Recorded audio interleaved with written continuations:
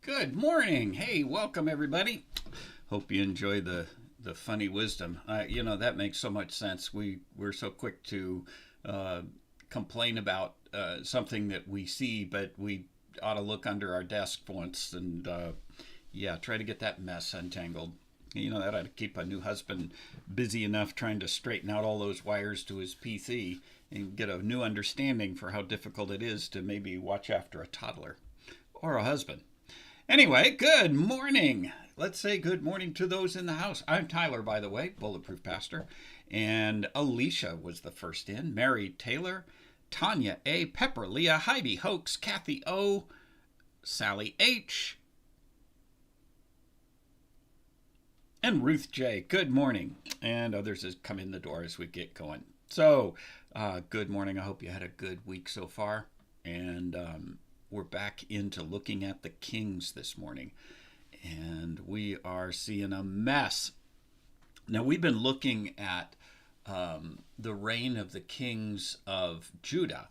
And Judah was the lineage of David that God had promised to continue on the throne. However, because of the sins of Jeroboam, God had taken the 10 kingdom or the 10 tribes of Israel away and given them to Jeroboam. Now, Jeroboam, of course, led Judah into idolatry, and so did the whole series of kings that followed him.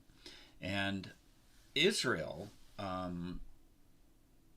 was the 10 kings, but Judah and Benjamin, they had a couple of good kings, and their kings lasted longer. Their kings ruled longer. Jeroboam, ruled quite a while, but the kings that followed him, his descendants and those after him, oh boy, not so much. And we're taking a look at a bunch of them today because they all go kind of quickly. So let's take a look at the fall of these kings. And today we're back at looking at Israel, which are the 10 tribes that followed Jeroboam. And we're going to look at probably 4 kings because they come and go so quick. It's the same story.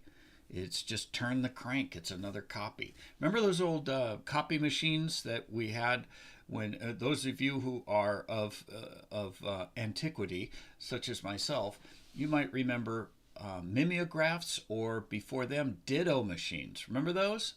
And I always liked the smell of ditto because that chemical that was used to make the blue lines appear, it was just, that was something I liked smelling. Maybe I was a sniffer from way back when. I don't know.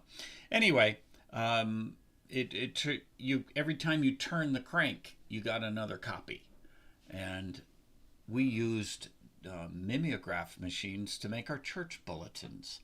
And a mimeograph machine, you put ink in it, and the ink goes through a blotter, and then there was a stencil that went over the top of that, and then it fed the paper through one at a time, and the ink went through the stencil and printed the paper. They worked pretty well. It was quite a process to make, but you put these stencils in your typewriter, the old-fashioned ones that had keys that moved little hammers that went up and struck the blue and or the green, and it made an indentation and pulled the sticky stuff away, if you will, and made a hole for the ink to come through. And so if you typed well enough, strong enough, and the letters came out well, you could type up a bulletin. And they even had, like we have whiteout, they had a material that would replug up a mistyped letter, and you could type it again, and it would correct. So you even had correction fluid for mimeograph stencils. Am I dating myself? Anyway, we printed for years all of our bulletins on the early churches that we established. We printed our bulletins on mimeograph, and we had a mimeograph machine in our basement.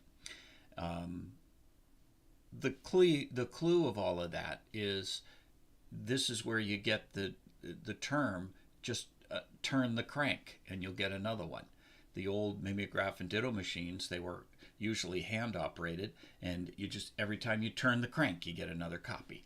And so that's where we get that term, turn the crank. Anyway,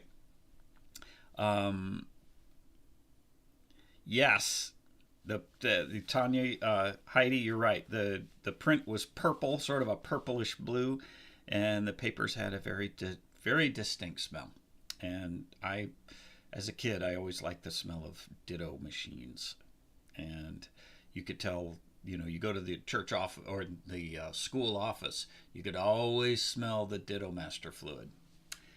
Anyway, um, the fall of kings. We're in 1 Kings chapter 15. And we are looking at 3 kings here, and then we're going to follow up with a fourth.